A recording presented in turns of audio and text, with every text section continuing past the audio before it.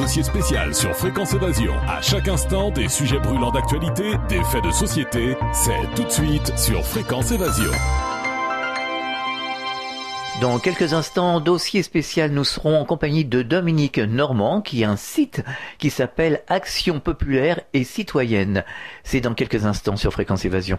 Réactualisez régulièrement toutes vos applications iPhone et Android sur les sites de Fréquence Évasion Radio et Monte Carlo Azur, fréquenceévasion.com, fréquenceévasion2.com et montecarloazur.com. Fréquence Évasion. Fréquence Évasion. Dominique Normand, bonjour et merci d'être avec nous.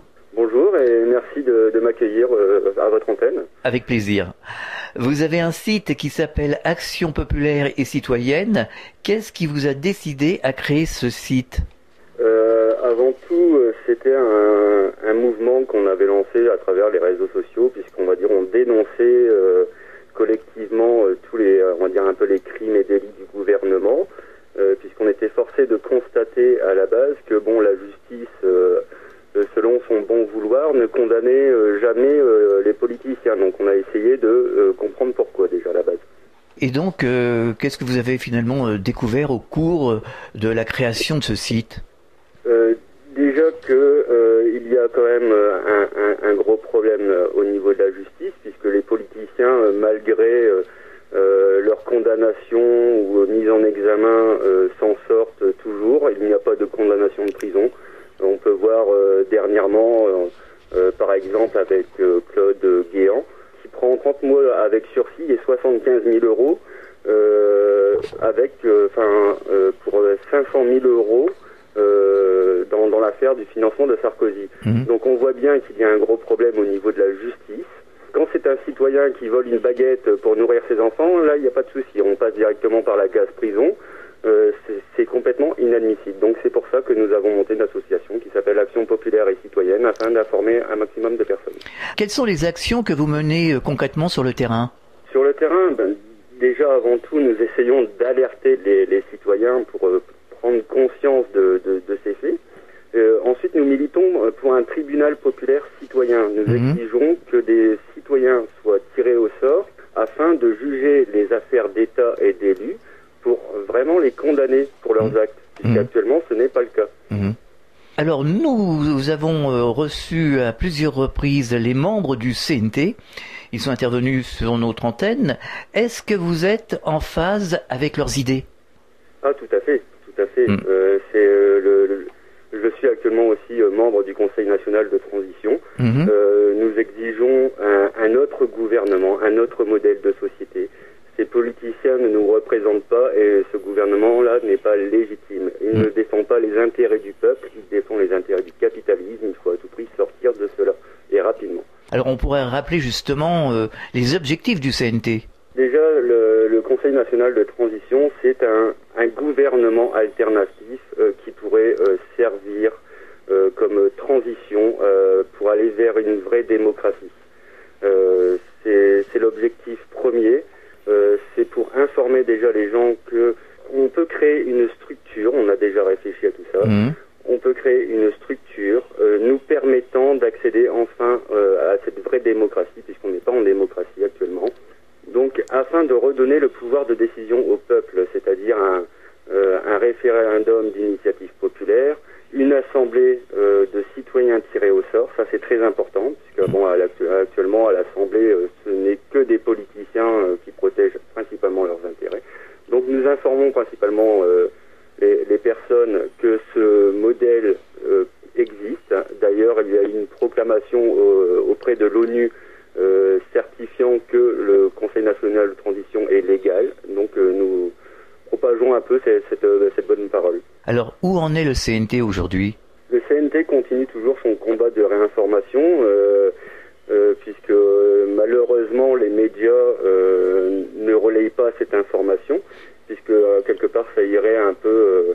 ce n'est pas dans leurs intérêts du tout, puisque maintenant nous savons que la plupart des médias sont principalement au service des lobbies et des politiques actuelles. Donc nous continuons ce combat afin d'informer un maximum de citoyens. Alors aujourd'hui, tout le monde parle des lobbies, tout le monde parle des injustices, des gouvernements qui ne font pas leur boulot, des gouvernements successifs. Il y a eu une action qui a été faite par le CNT cet été dernier. Comment se fait-il que ça ne remue pas plus que ça? On a l'impression que tous les gens se plaignent, mais il n'y a rien qui se passe, quoi, finalement. Ah oui, non, mais je comprends tout à fait. C'est complètement désespérant.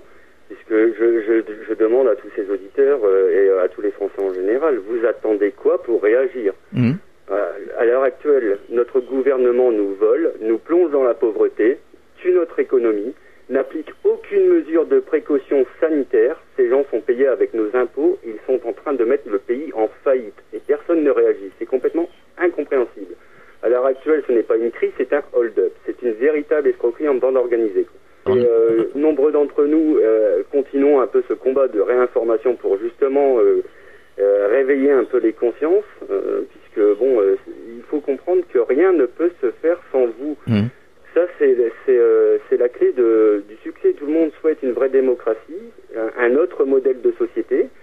Il faut comprendre que ces politiciens ne servent pas les intérêts du peuple, mais uniquement les leurs et ceux des lobbies. Maintenant, il est temps de reprendre les choses en main. Ça, c'est essentiel. Alors ça passe par quoi, la réinformation? Par les réseaux sociaux, mais par autre chose? Il y a un autre moyen, parce qu'on a l'impression aussi que les gens sont enfermés sur les réseaux sociaux. Oui, malheureusement, ça c'est le gros problème, on va dire, un peu de cette société. Tout le monde pense être connecté à tout le monde via les réseaux sociaux, mais le problème, c'est que les gens restent devant un écran et ne communiquent pas entre eux. Il faut aller à la rencontre des gens. Il faut à tout prix qu'on puisse parler entre nous, se réunir. Actuellement, il y a énormément de mouvements de citoyens engagés. Donc, c'est des gens comme vous, comme moi, comme tout le monde, qui ont pris conscience que le changement viendra uniquement de nous.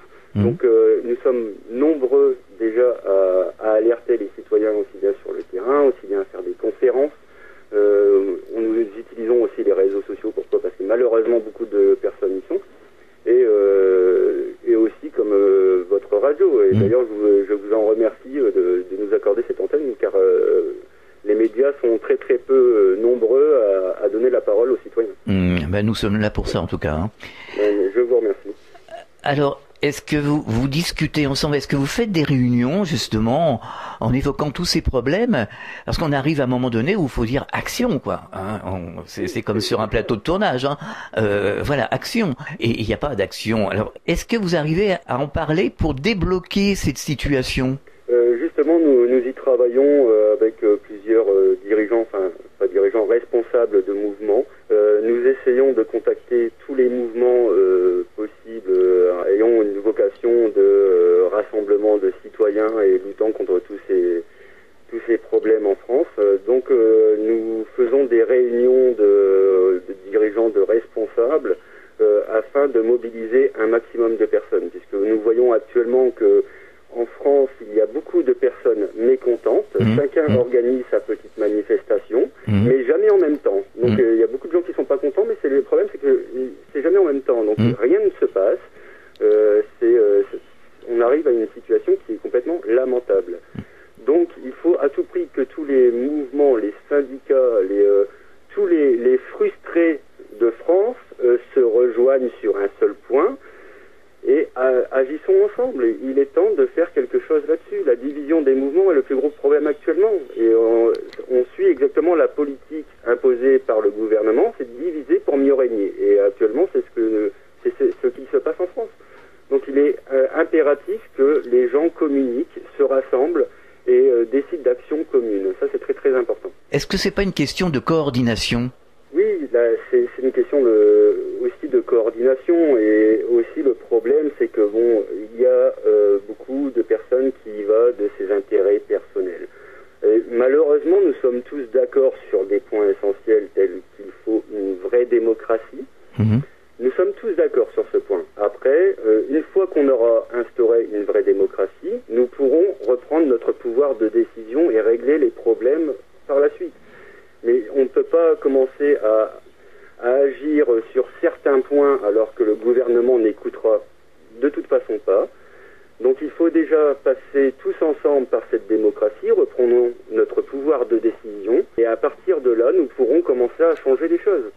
Alors il y a quelque temps, j'avais fait une intervention avec Bruno Le Floch du CNT.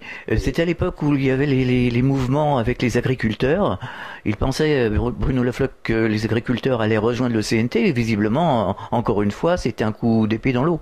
Oui, mais en même temps, on voit bien aussi la démarche du gouvernement. C'est-à-dire que dès le moment où il y a une protestation, le gouvernement s'arrange pour leur donner quelques miettes pour histoire d'apaiser les tensions. Le problème, c'est que les solutions proposées par le gouvernement ne servent que de patch. C'est-à-dire, on met un petit pansement antidouleur le temps que ça passe, mais la douleur reste toujours la même, elle reste là. Donc, il faut à tout prix que les Français, que ce soit agriculteurs, comme là, la colère des policiers au niveau des syndicats, il faut que ces gens comprennent que rien ne peut se faire avec ce gouvernement qui est simplement là pour endormir les gens. Et ça, nous le voyons tous les jours. Il faut le dire tel qu'il est. Le gouvernement prend les gens pour des cons. Il n'y a pas d'autre mot. Nous le voyons tous les jours. Il n'y a pas un seul moment où le gouvernement ne balance pas une petite phrase comme ça pour apaiser les tensions et dire que tout se passe bien. Les chiffres parlent d'eux-mêmes. C'est ça le problème. On voit bien que tout le monde est exaspéré de voir l'augmentation des impôts, la fin du CDI, la TVA, cette dette illégitime on est en train de nous plonger dans la pauvreté. Il faut que tout le monde réagisse quand même. C'est notre avenir, c'est celui de nos enfants. Qu'allons-nous laisser à nos enfants? C'est ça la question. Tout à fait, oui. On le répète tous les jours.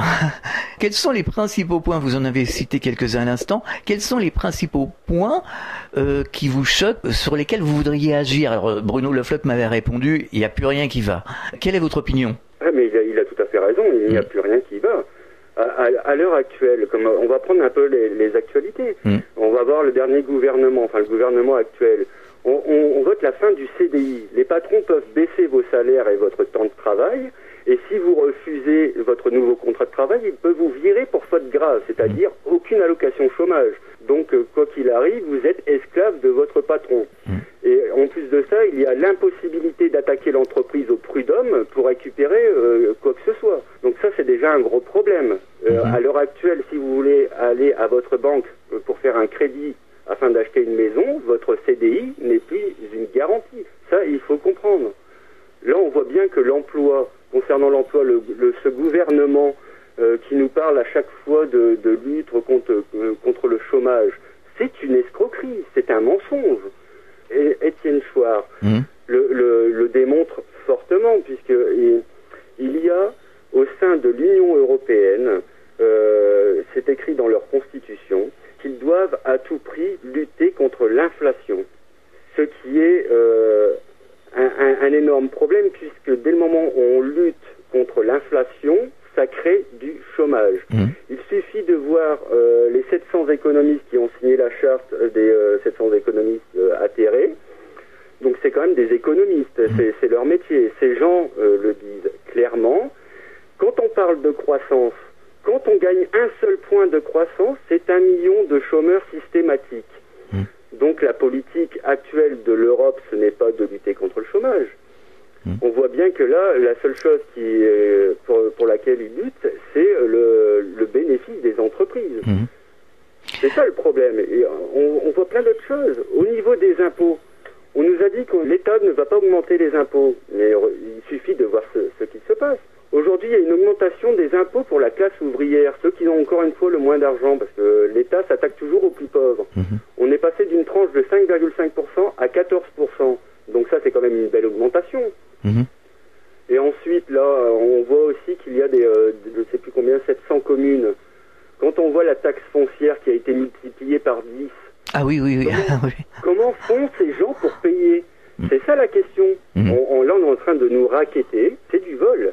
Quand est-ce que le gouvernement va baisser son train de vie et baisser leur salaire? Moi, je peux vous donner des chiffres. En 2012, le gouvernement actuel, donc en 2012, dans l'ensemble du gouvernement, ceci coûte 1 milliard d'euros aux contribuables. Donc, quand on fait la chasse, on va dire, par exemple, au coût du RSA qui coûte 9 milliards, ce gouvernement qui nous coûte déjà 1 milliard autorise les niches fiscales, ce qui coûte 100 milliards aux contribuables, puisque c'est à nous de payer le manque à gagner que les grosses multinationales ne payent pas.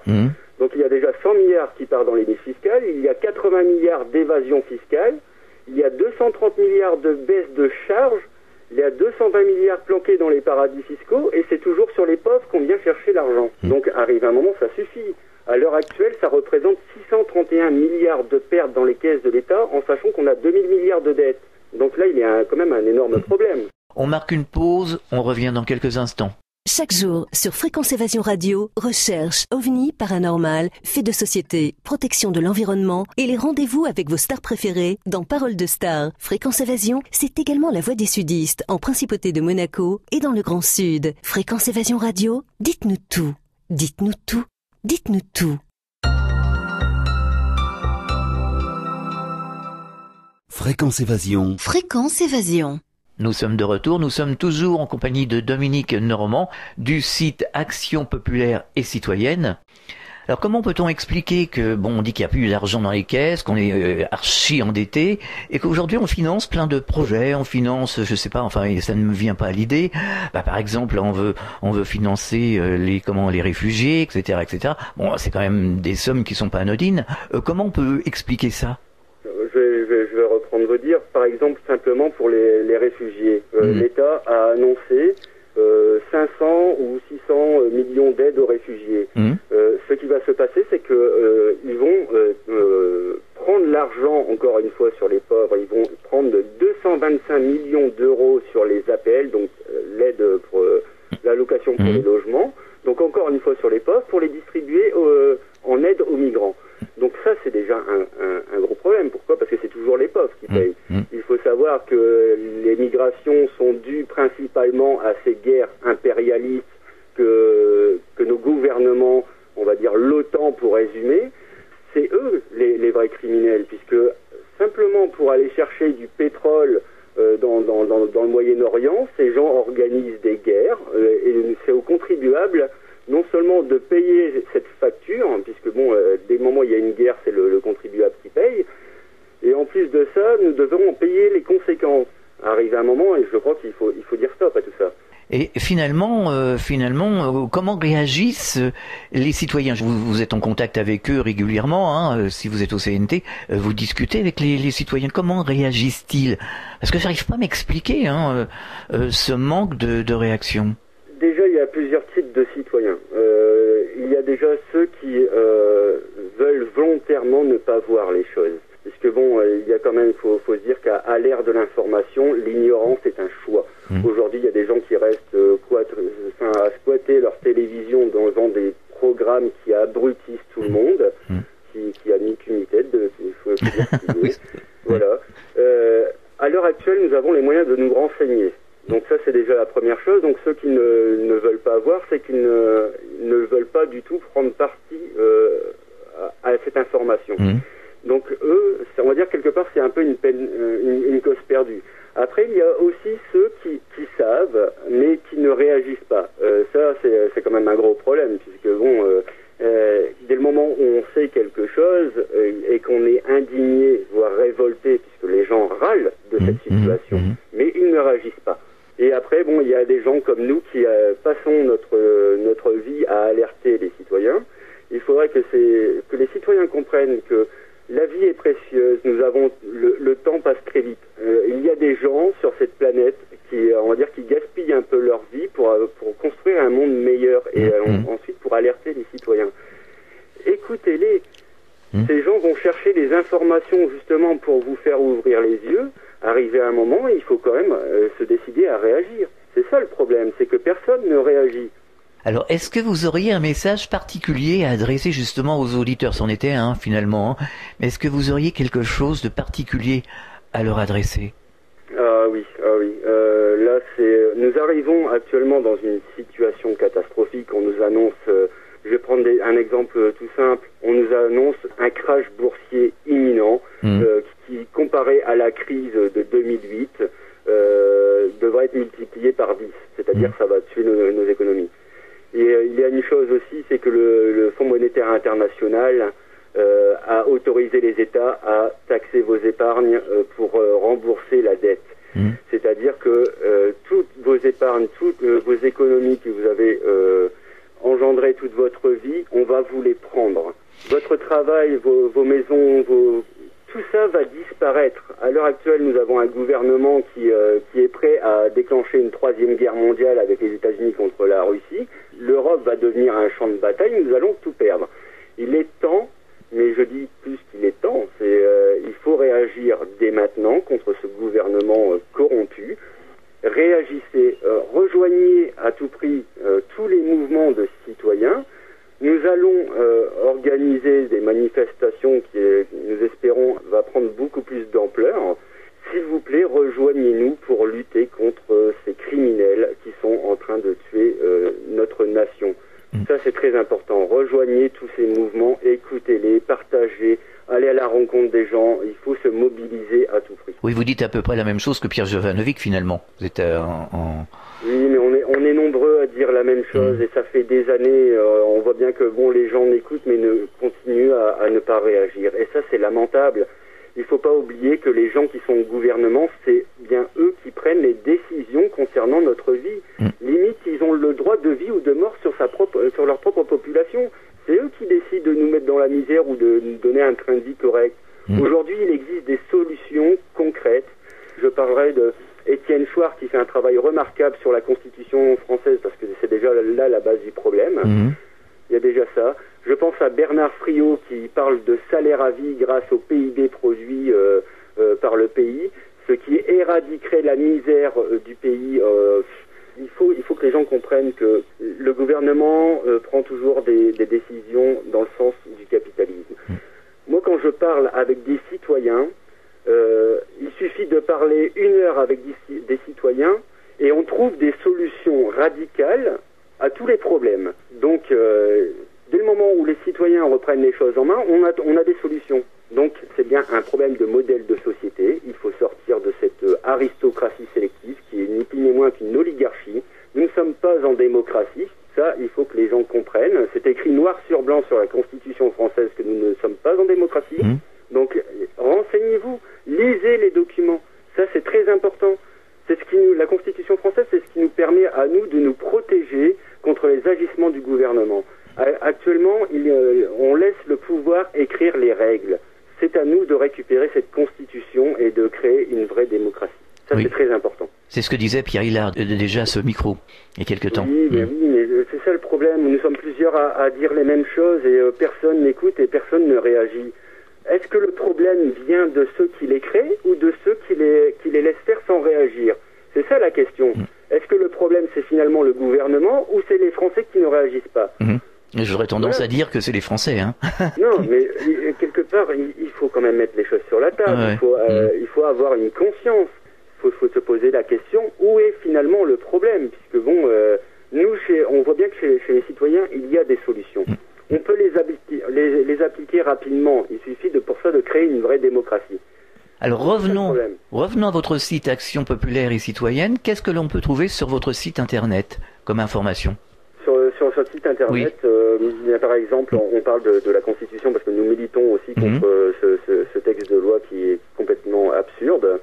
Nous dénonçons, on va appeler ça des criminels, on va dire des élus, des personnes du gouvernement. Nous voulons montrer aux yeux des Français que ces gens qui nous gouvernent, ils font partie d'une sorte de mafia. Ils font tout pour se protéger de leurs agissements. C'est ça le problème, c'est que ces gens-là ne sont jamais condamnés. Donc nous voulons leur montrer qu'il y a vraiment un gros problème de justice en France. Et de toute façon, c'est écrit sur la Constitution française. Et le problème vient de là, c'est que tant qu'on laisse ces gens écrire les règles du pouvoir, ces gens vont se protéger. Et nous le voyons bien à l'heure actuelle, aujourd'hui, ça devient impossible de contester quoi que ce soit. On nous invente des lois complètement absurdes pour faire taire le citoyen. Et ça, nous devons dénoncer tout ça. C'est pourquoi, à travers ce site, à travers cette association, nous militons pour un tribunal populaire citoyen, nous informons les gens, et il faut à tout prix que les gens rejoignent des mouvements. Ça, c'est très important. Il faut s'informer. Ça, c'est la chose la plus importante. Pourtant, je vois qu'il y a énormément de moyens de s'informer. Donc éteignez votre télévision, prenez le temps de lire simplement un peu ce qui se passe au niveau du gouvernement, parce que c'est quand même eux qui décident. Essayez de comprendre comment l'Europe fonctionne. D'ailleurs, il y a des très belles conférences. Je vois, il y a François Asselineau qui fait des conférences remarquables sur l'Europe, sur le système du gouvernement. Écoutez ces gens-là. Ça, c'est très important. Et François Asselineau qui intervient régulièrement sur cette antenne, également. Oui. Et malheureusement, ces personnes-là, on ne les voit pas sur des médias de grande écoute. Pourquoi ? Parce que ces gens ont une vérité qui dérange, et surtout, qui dérange le pouvoir en place. Pourquoi ? Parce que si les citoyens écoutaient des personnes comme Asselineau, comme Étienne Chouard, comme, Pierre Rabhi des réseaux Colibri, ces gens-là ont les moyens de changer notre société. Après, je voudrais, si vous me le permettez, parler d'un parti qui s'appelle le Parti de Rien, donc vous connaissez. Oui, Thierry Borne. Oui. Voilà, de Thierry Borne. C'est pas un mouvement, c'est pas un parti politique comme les autres. Il a juste pour vocation d'alerter les citoyens et de s'attaquer aussi un petit peu sur le marché des électeurs.